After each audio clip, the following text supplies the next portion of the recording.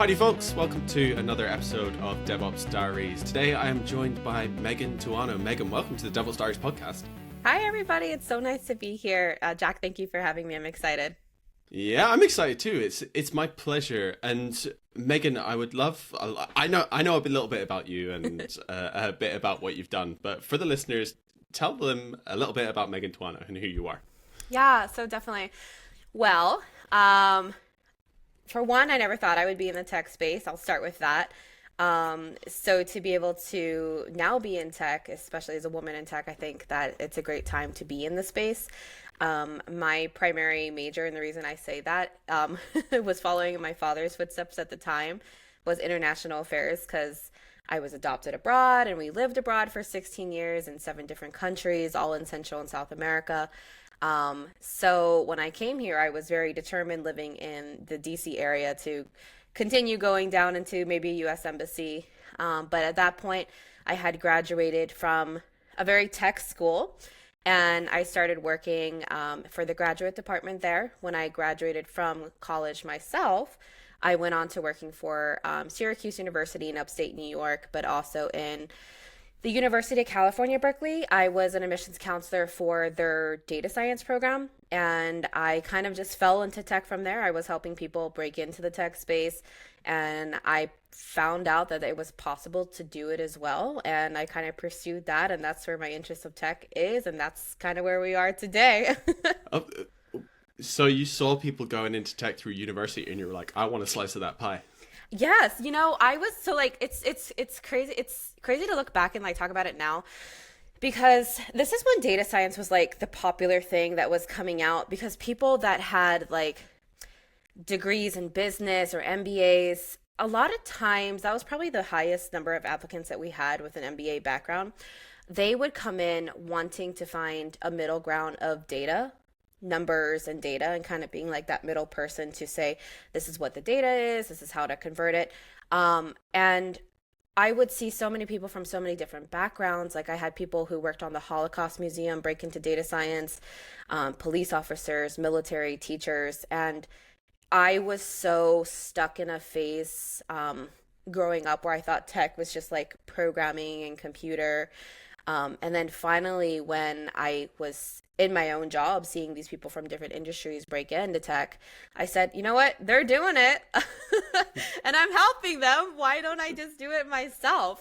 So yeah, it probably took like 3 or 4 years for me to kind of take that leap into tech. My uncle, I say he worked at one of the Salesforce consultancy companies, and he suggested getting certified because UC Berkeley was actually using the classic version of Salesforce. And from there, I got certified and went from there, and I broke into tech myself. So it was just a really cool journey. Yeah, absolutely. It's interesting you say that, and I think a lot of people feel this way. It resonates with me. GearSet was my first tech job. I used to be a recruiter and then broke into Salesforce that way. Just fell into it, as the saying goes. Yeah. You thought that tech was coding and computers and all that kind of stuff. What was it that broke your illusion for you, or what was it about tech and all these people breaking into the ecosystem that you thought, actually, there might be something for me in here? Was it a particular discipline or skill set or things that these people were saying that you thought, I could do this Salesforce thing too, or this tech thing too? Mm-hmm. Well, the thing is, when I went to university, my major happened to be very rare. It was the DC schools at that time, and I was living in Maryland, so I couldn't, I was paying for my own tuition at that time, so I couldn't get into those DC schools. The price did not look friendly back then. So I ended up going to, like, it was crazy, but the most techie school, tech-based, STEM-based school at the time actually had the only international affairs curriculum. So when I was surrounded by people doing, like, hackathons, those are things I'd never heard about before, hackathons, and going to like just these like elite universities on the weekend to do those hackathons, I really implemented into my head like, okay, this is what tech is. I'm never going to be able to do that. It's programming. I'm not like super math friendly or computer friendly at the time. So when I actually took on it's a admissions counselor position, but also similar to you, recruiting position for UC Berkeley. That's when I started to see that data science was kind of like that way in, and I think a lot of people saw that when they applied to the program. Was it's telling a story. You have data, it's how you collect it, how you go out and you talk to um, the people that you're interviewing for the data that you're collecting, your users. It really fell into place where I was like, you know what?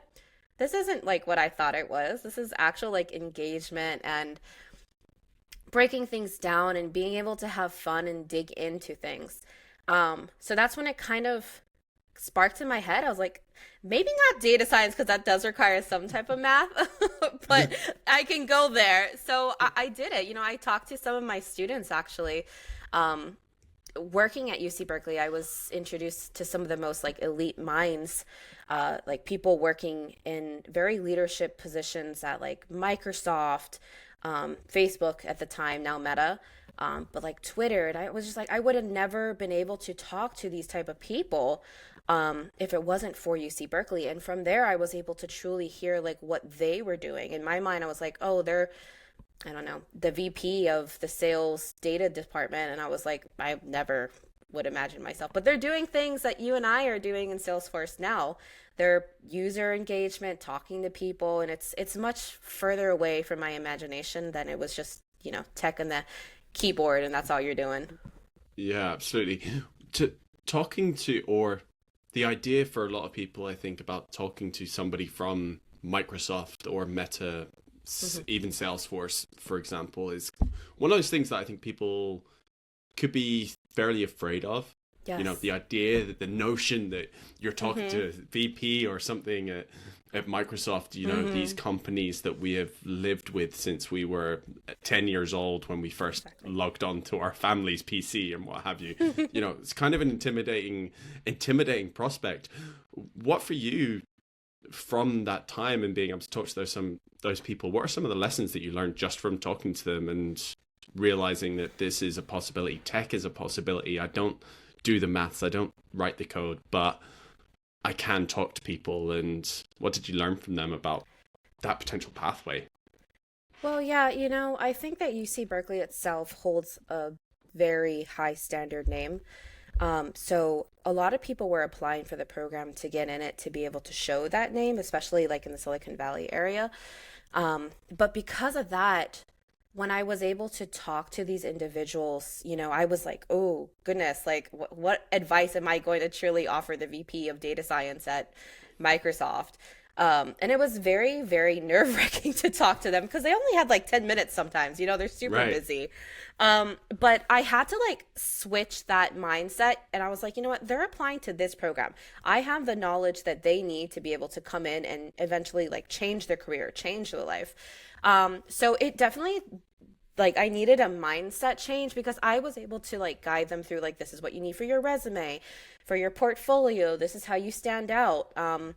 And just because they had those titles, I was quick to understand it doesn't mean that they're going to get into the program. So I think I was able to develop skills such as like, yes, selling and marketing and understanding like products and resumes and career and stuff like that. But I was able to sell the program to them to be able to best put forward an application. So I really developed like better talking skills, really pinpointing like what their skill sets were too, because sometimes people just apply with their titles and you know, unfortunately, I think they think sometimes that's enough. But really it's what you put forward in terms of like your portfolio, what do you have inside, how do you best advocate for yourself? And those are skills that I use today. When people say like, how did you get this position? It's yes, my technical skills, but it's also how you talk and how you carry yourself and how you're able to showcase like what you did in a certain project and how did it like positively impact a user and to make them enjoy their day, you know, those basic things. And I think that's the point of like data storytelling that a lot of these applicants were coming into the program. So I would definitely say it's just being able to carry yourself very well and go with a little bit of confidence. Yeah, confidence is key, right? Or so they say. It's quite interesting. You talk about the skills you're referring to. I would describe. I have a sales background. prior to doing what I do now. And those kind of skills I would refer to commonly as discovery. And Mm-hmm. your role right now at Accenture Federal Services is business analyst and functional lead, if I have that still That's correct. correct. Yeah, That's yeah. correct. That those discovery skills and really getting down into requirements and what it is people are trying to achieve, what they've done, and how the system design is eventually going to help them is key to being successful as a business analyst. I've heard. Is that true? And those skills are the skills that make you successful today as a BA? Yes, definitely. Um, I've been in different consultancy roles, ever like company from just being me and another person and like a dev or another senior consultant at the time when I was more junior, um, to Accenture Federal Services, working on a team of like 20. And now as a functional lead, I'm overseeing like our UX designer and our other business analysts, our QA testers, and the different teams associated. So I think, yes, communication and being able to ask questions are one of the things that make you succeed the most. But also being like very specific to detail, and also building a team, because you spend 40 hours with your team a week. And I think it's also very important where people feel relaxed, where it's not just like, okay, we're checking in for stand-ups every day, the routine 50 minutes, like that becomes very robotic. I think just making it fun, making people feel heard, those are some of the things that I think help you succeed, because I'm not a dev, so I'm not going to understand what my dev team is talking about functionally sometimes. But if they feel like I got their back, that's another thing that can make the team and you successful. And I think just over time, pushing yourself into being uncomfortable. There's a saying that says, if you're not uncomfortable, you're not growing. Um, Mm. and I just think in order to be successful, not only as a BA, but in your career in general in tech, you have to get comfortable asking questions, figuring out how to ask questions different ways. You can ask the same question 3 times in a different way. It's just about how you get there.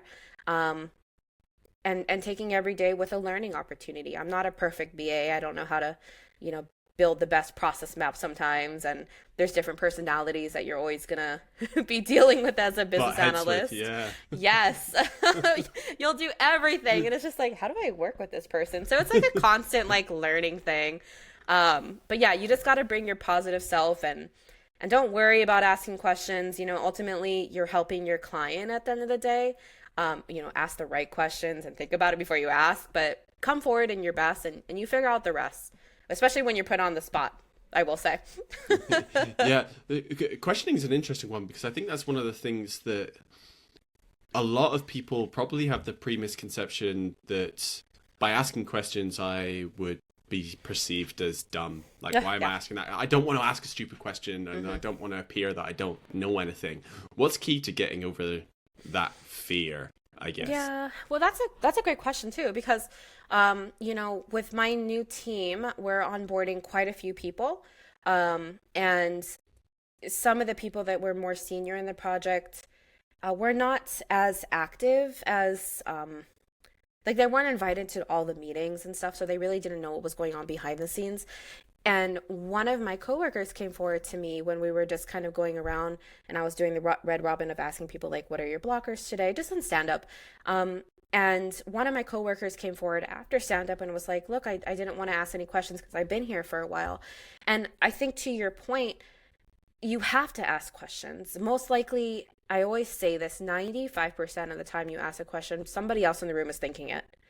Um, Mm. and if they're not thinking it, they're going to think about something else to extend onto your question.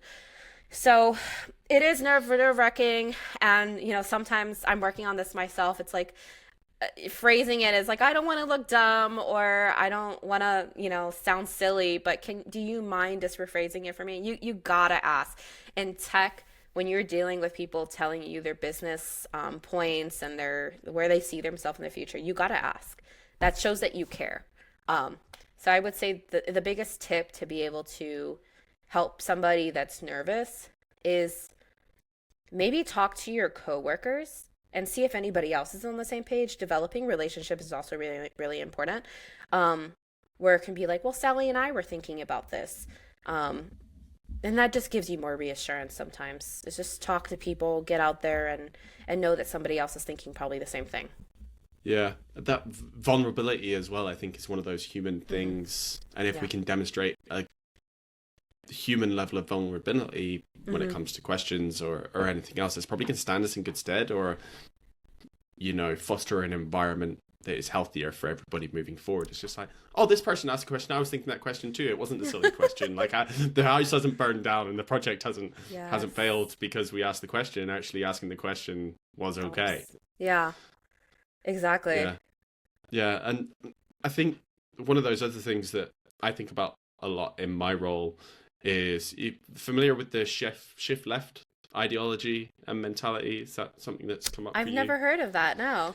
Yeah, so the shift left ideology is the further left, as in further towards the beginning, that you can identify issues or problems, the cost of resolving those issues is going to be less. So if you find something at discovery or a business analysis phase, it is...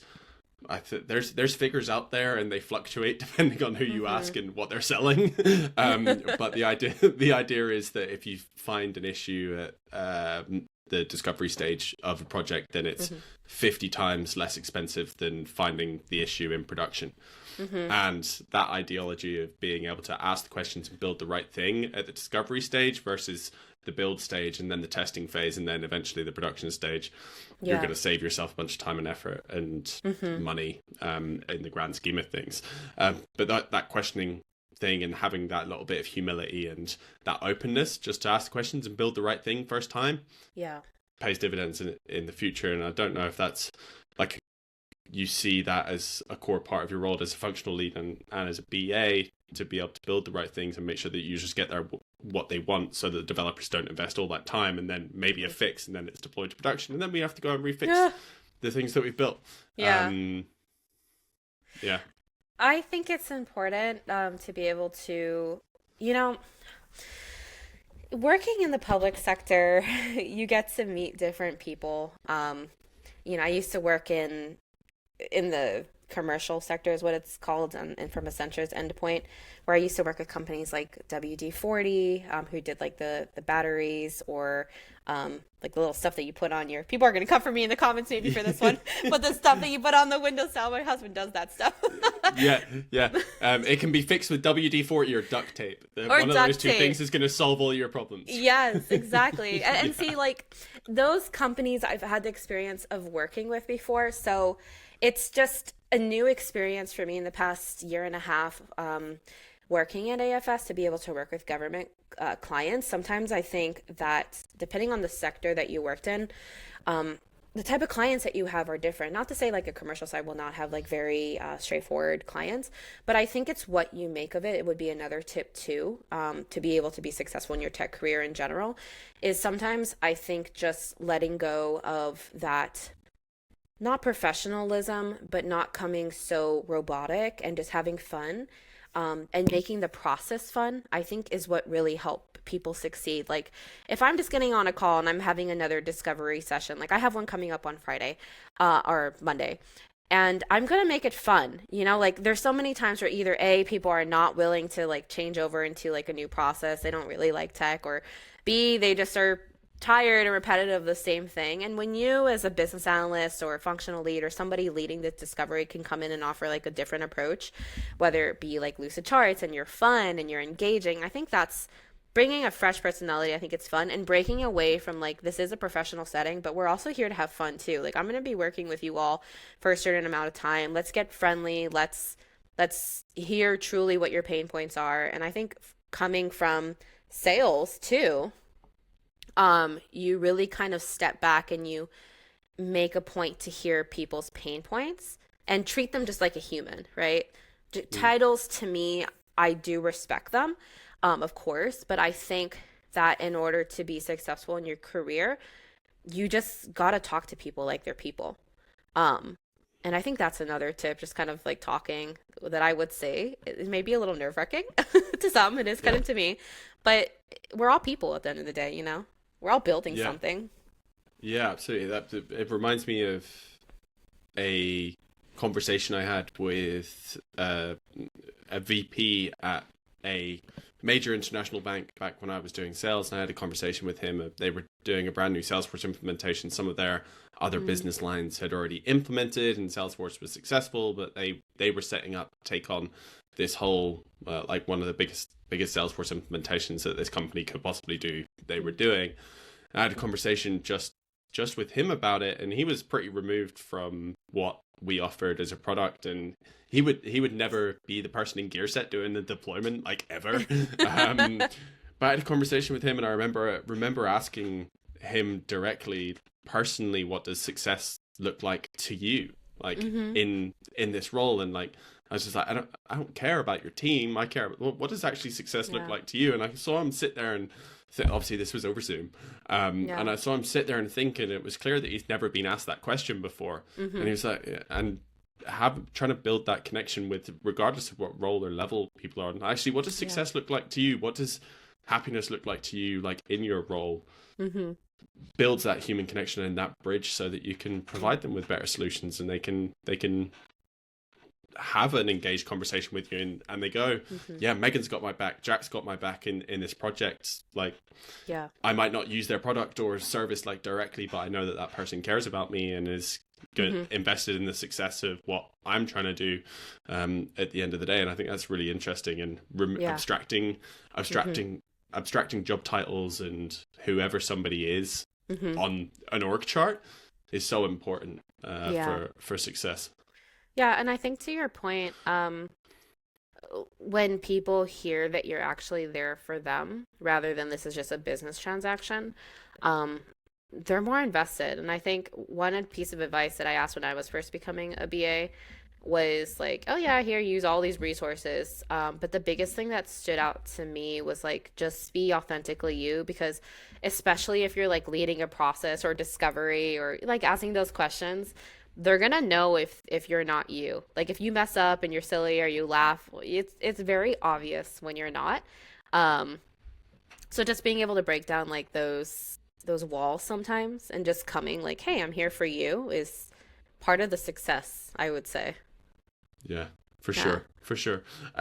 Tell me a little bit about your Salesforce experience. What do you like most about Salesforce?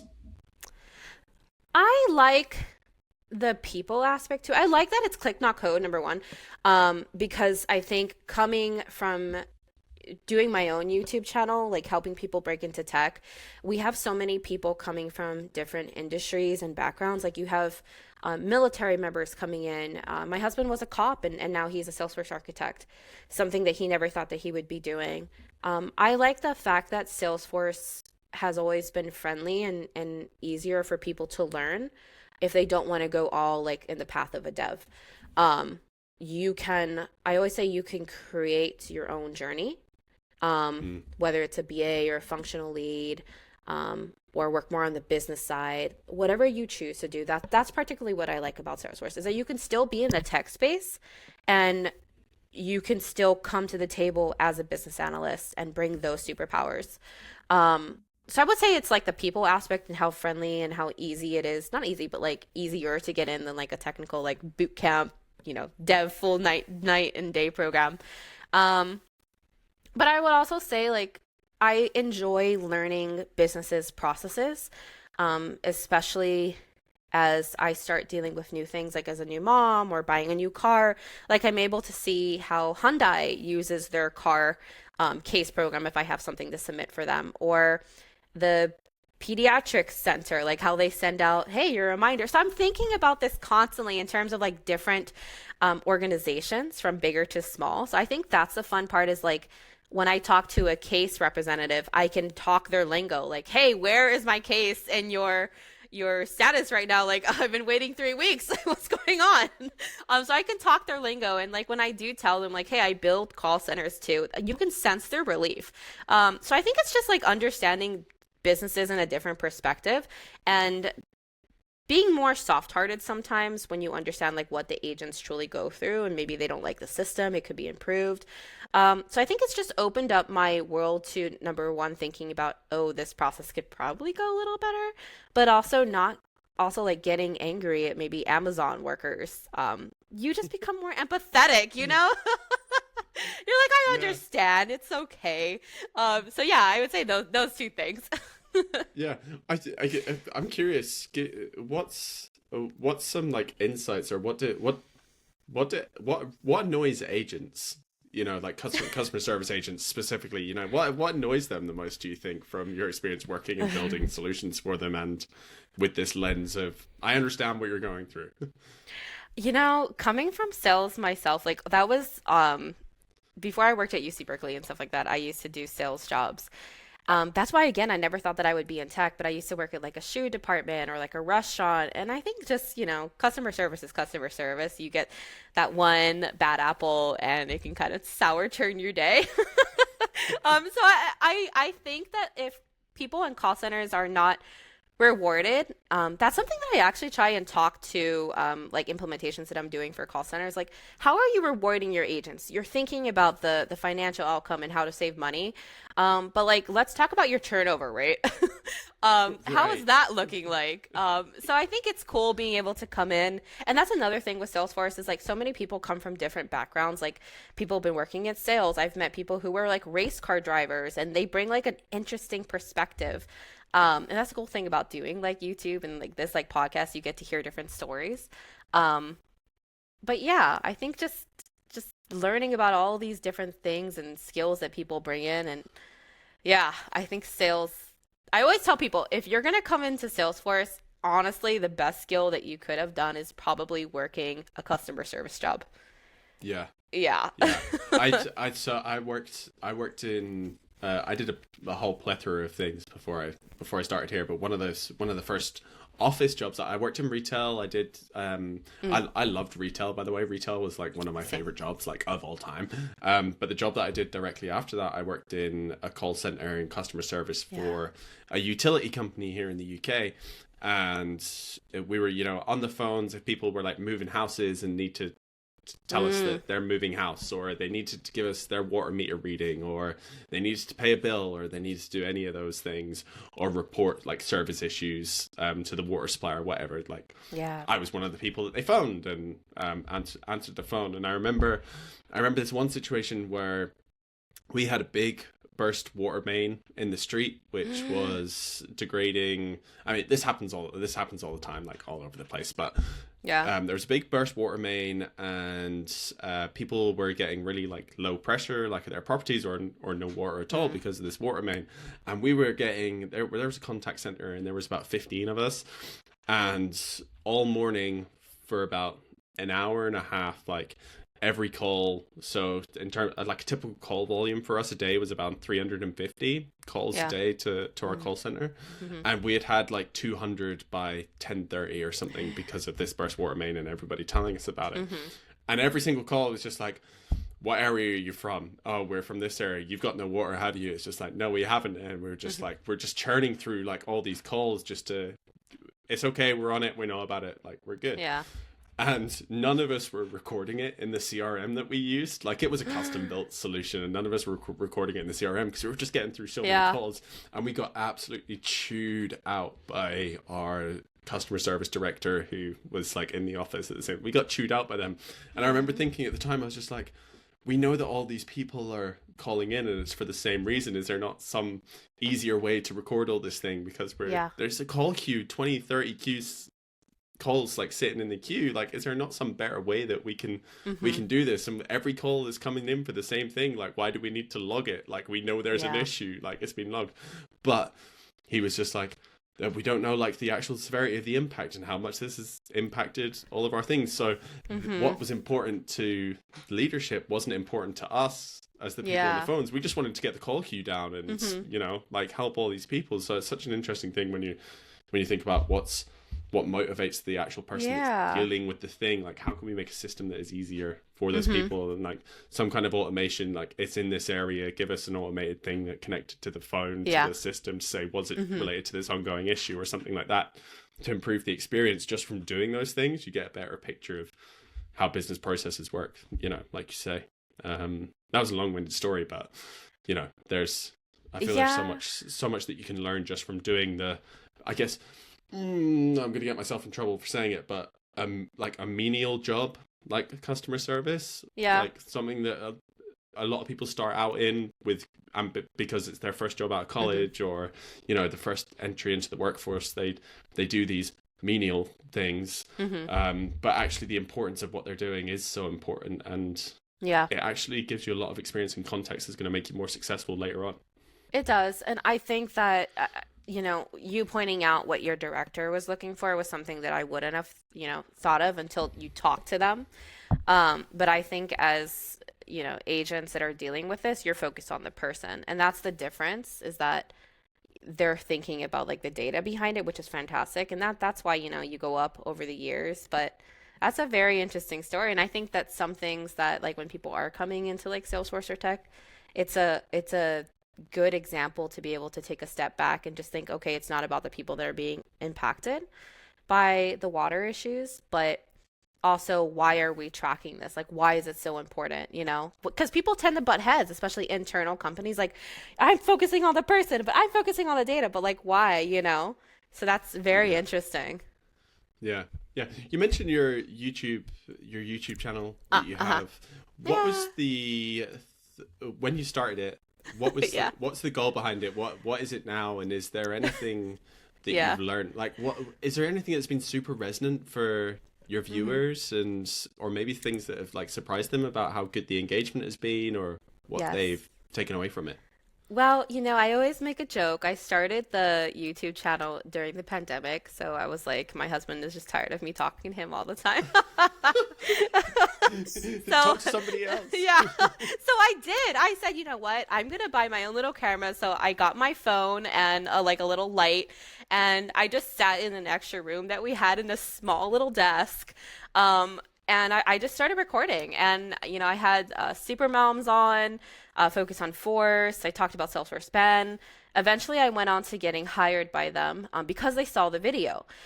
So I never thought that like YouTube would take off like that. I really started it not just because of my husband, but because it was therapeutic in a way. Like during the pandemic, I really looked at YouTubers as like somebody that was recording something from home but having impact, and that's kind of what I was looking to do.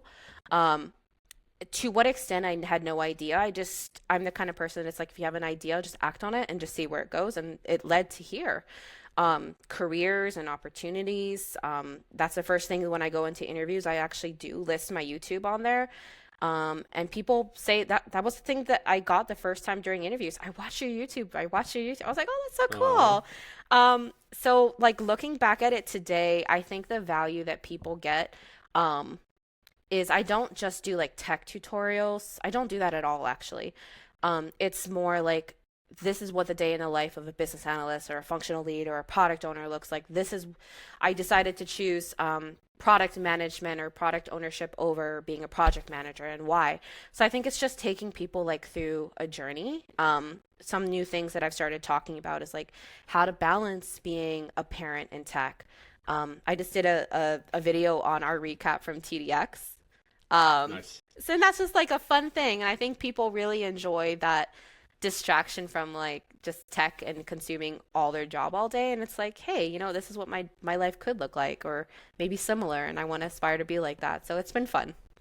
Yeah, absolutely. That again, like something that's come through in this conversation, like, is the human side of things for you. You talk about being a parent and work and like balancing and juggling that. And I know that there's so many parents that listen to this and go, God damn it, it's really bloody hard being a parent in tech. And I think a lot of us, being a parent to two boys myself, is that it's very easy for us to feel like the world is on fire at work all the time, and for it to be all consuming, like balancing like being a parent at the same time. It goes, which one of these jobs is more important than the other? And I don't know, like how do you navigate that, or how do you make peace with that, like in your brain? And no, people feel scared to ask, because work is supposed to be the most important thing. That's what corporate America, corporate Britain has told us, is work is supposed to be your life. And it's my learned experience that that's not the case. And for a lot of my colleagues and a lot of my peers, actually parenthood is our number one job. It is, yeah, because it's how you show up. And I think the biggest thing that I found from being a parent is, yes, it's so hard. Like I was talking to you, I'm gonna be honest with your viewers here. Like I was talking to you how I didn't get to like brush the back of my hair today. So it's like you navigate those things where you put your job first, but you also show up for your sons, or you show up in my case for like my daughter. And I think that because of them, I've been able to say like, hey, I'm tired, but I'm gonna push through, or hey, I may not have the answer today, but I'm gonna find it tomorrow, because you just want to be a better like you for whatever you're doing. Um, yeah, it's a quite a journey to be a parent. No, it's a hell of a journey. It is a hell. I wish AI could help me more. Yeah. Like, What do I do here? It just regurgitates some like parenting manual that's like Or 70 years AI out of date. robot, do the dishes, please, or bottles. Yeah. Speaking of AI, like, as I think business analysis is one of those areas that I've seen a lot of people talk about the AI space in, with some really positive step forwards. There's a big argument whether like AI tools are actually particularly good for coding, or actually like building things. But in terms of AI and it being able to help you work through business problems or whatever is floating around in your head, that seems to be one of the more positive use cases that I'm seeing. Is that true for you, or what's your opinion on AI in the Salesforce delivery lifecycle, especially with you looking particularly at that front end and the front loaded part of the Salesforce development process? Well, I can tell you, like, there's not a day as a functional lead and as a business analyst that I don't use AI. Because there's only so much project experience that I've had or my colleagues have had. When it comes to like going through a discovery session or reviewing a ticket that's been sitting in the backlog for a while, like it obviously needs to be refined and like dug into a little bit more. But even before going and having a session with a client after looking at the ticket, like I want to get more information than what they put down in the ticket originally. So I use AI, like I'll show them an example. About what the ticket is about. I'll be like, can you list some questions? And here's what I thought. So it's really about like prompting it correctly, number one, that I think sometimes people miss. I always say like the more information you can give, the better your prompt and your response will be. But I use it every day for tickets. I use it for when we have onboarding, like what are some fun icebreakers that I can talk about? How do I lead teams better? And then I also use it for continuing discovery sessions with my client. Like, here's the current state, what that they want. Can you help me find out some different things? Because like I said at the beginning, sometimes in consultancies, people are on projects for years and they may not have experience to different industries or like call centers. They didn't have the chance to work in a call center like you and I, so they can't think of the user perspective. So I think AI has really opened people's eyes to, number one, like asking deeper and more like certain questions that I may not have thought of, especially as a senior BA. Like it's like, oh, senior BA, they should know how to ask everything. No, AI knows how to ask everything. But it also just helps me dig a little bit deeper, and I can truly see like the questions that I'm getting from AI really do make a difference. So especially as a business analyst, I think that's one of my keys. That's one of my mini superpowers in the background. Or I would say lastly, how to even take a big complex ticket and put it into a better refined user story. We do something called the Gherkin method where we break it down into like, it's like then, when, because so like you talk about what happens, what's expected, and what should happen after. So it's like it's different. I've never experienced this before coming to Accenture Federal Services. Before it was just like the acceptance criteria. Like as a agent, I want to be able to see XYZ and be able to do ABC, right? But with the Gherkin method, you're breaking it down into like 3 different sections. So it's like you can't go longer than a sentence. As a user, I come to the case page. Then I click on X component. And then now this happens. So it's like very, very specific. And the reason that they do that at my company is because we have QA testers. And before in my other consultancies, we didn't have QA testers. We were our QA testers.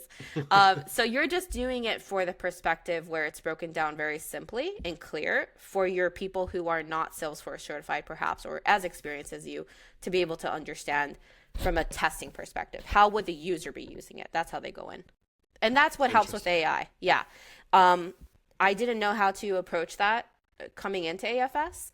But AI was, the kind of core person I used to rely on almost. Right.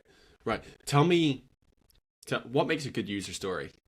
I think that's one of those interesting things from when I speak to Salesforce professionals. The level of detail or insight that people get from a ticket varies hugely across Yeah. different projects and different companies. What makes a good user story, and what do you need to make sure that they're successful? And before you go asking loads of questions and somebody going, I thought I put all this information in the ticket. Like, Yeah. if you were to give somebody a framework and say, your users need to write a user story in this way, or this is the information that needs to be included on a user story, where would you point someone?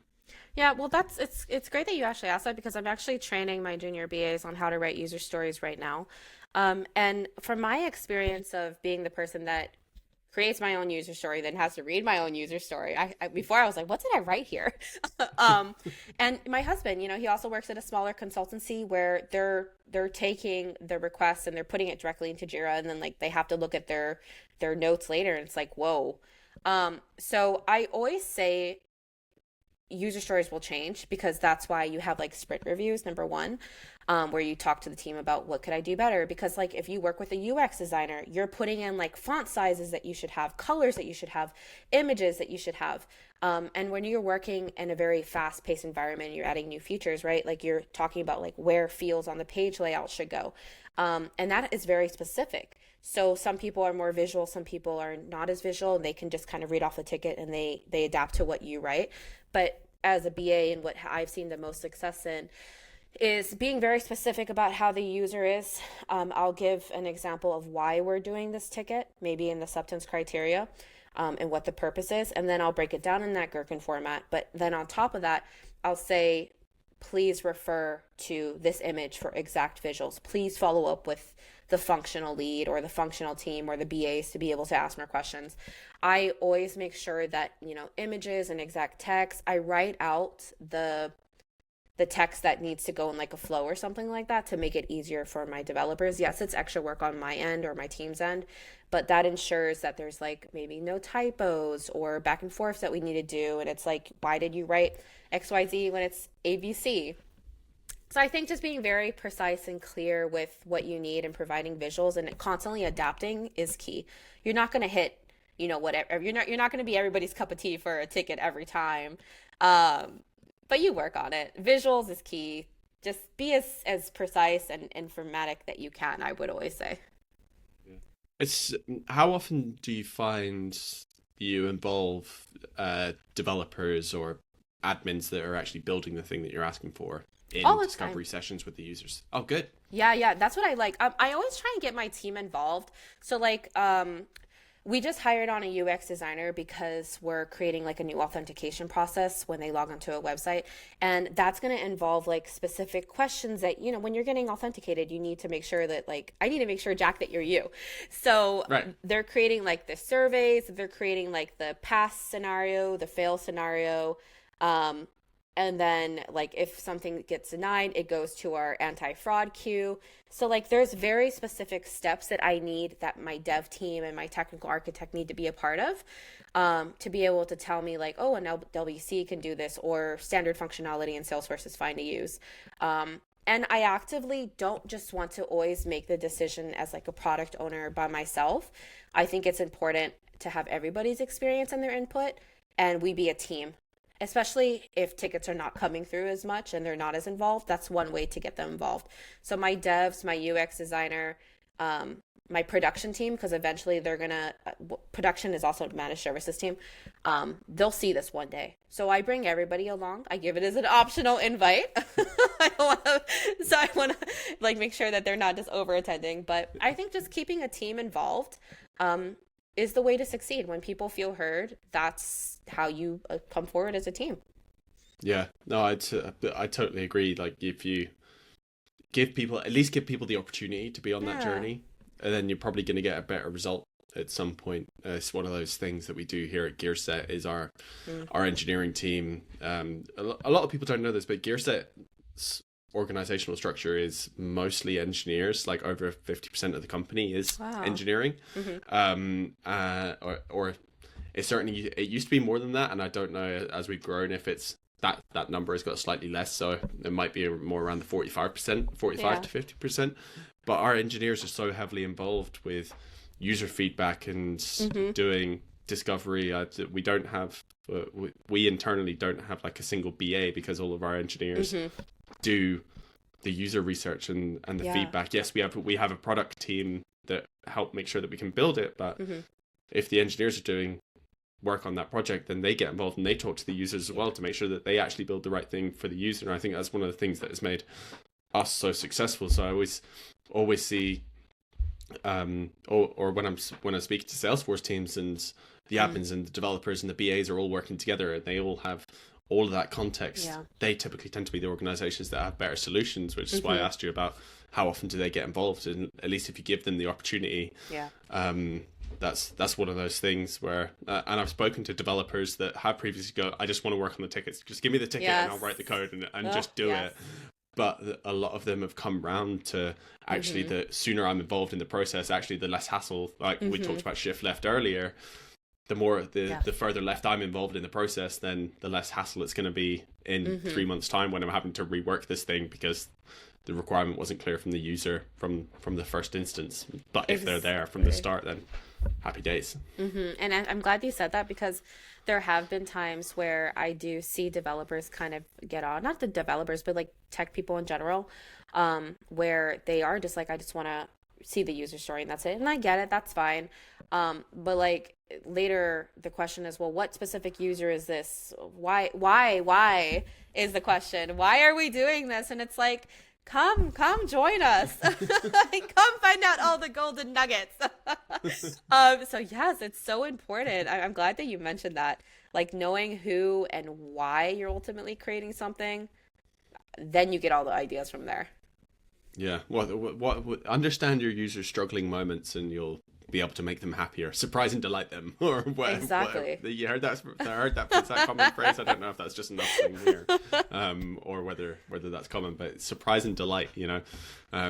We talked about it in that meeting request that you rejected 6 weeks ago. Yeah, there you go. You should have been there. Well, it happened back when. You see what had happened was. Yeah, exactly. Megan, have you? We're kind of coming up on time on the end of the episode, which I'm really sad about. I could talk to you for hours. But if there was like one piece of wisdom or one piece of advice that you'd want listeners to leave with about how they can succeed in the next step of their career, whatever step that might be, what is it? There's a lot. I just started doing like a series on like if you started in tech today, like what I would give advice on. So it's funny that you ask on my YouTube channel, but I would say community. Because whether you're starting your career, whether you're trying to learn something new, you're considering going into a different industry, I think being able to talk things through with people and have conversations and just understand what a day in the life is like will give you tons of more insight into like if that's something that you want to pursue. And that's kind of why I do my like day in the life of a business analyst. Even though it's like maybe not fun that day, at least it shows you like what you're doing. So I would say, have a community, go to the community events, talk to people, and remember your why at the end of the day. Like, why are you trying to break into tech? Why are you considering this position? And taking a step back and really making sure before you make that move that it's for you. Yeah. Absolutely, and we haven't even touched on community, but that's a whole other rabbit. I know. Maybe another episode. I don't know. Do you want to give any shout outs to particular community groups or dreaming events or anything like that? Well, I'll actually give one out to Stephanie Herrera, mainly because I think that being a Latina in tech and being adopted in Costa Rica, being in tech is something I know my biological family. and they grew up in very just poverty essentially. And I know what my future would have been if I wasn't adopted. So I try and give that opportunity back for people in general, but especially for like Latinas in tech. So just a huge shout out for Stephanie, because she, another woman in tech that have kind of put out their hand and like, hey, do you want to do this event or do you want to speak here? And while it's nerve-wracking sometimes, I think that being present and showing your face encourages other people to go into tech that never thought that they could. So that's my big shout out. Aw, you're gonna make me cry. Megan, thank you so much, and like such a beautiful thing to end with too. Like, and you certainly are holding your hand out. Like, I've learned a lot from this conversation and everything that you do across YouTube, and helping this community out and giving back, and paying it forward is such an amazing thing. And I can't thank you enough for sharing your knowledge with listeners of DevOps Diaries today. Well, thank you so much for having me. I really enjoyed it. And yes, I will definitely come back for a part 2. We have so much more to talk about. Absolutely. Megan, thank you so much. And we will see you on another episode, hopefully sometime soon. I'm going to hold you to it. Okay, sounds good. Thank you, everybody. Thank you.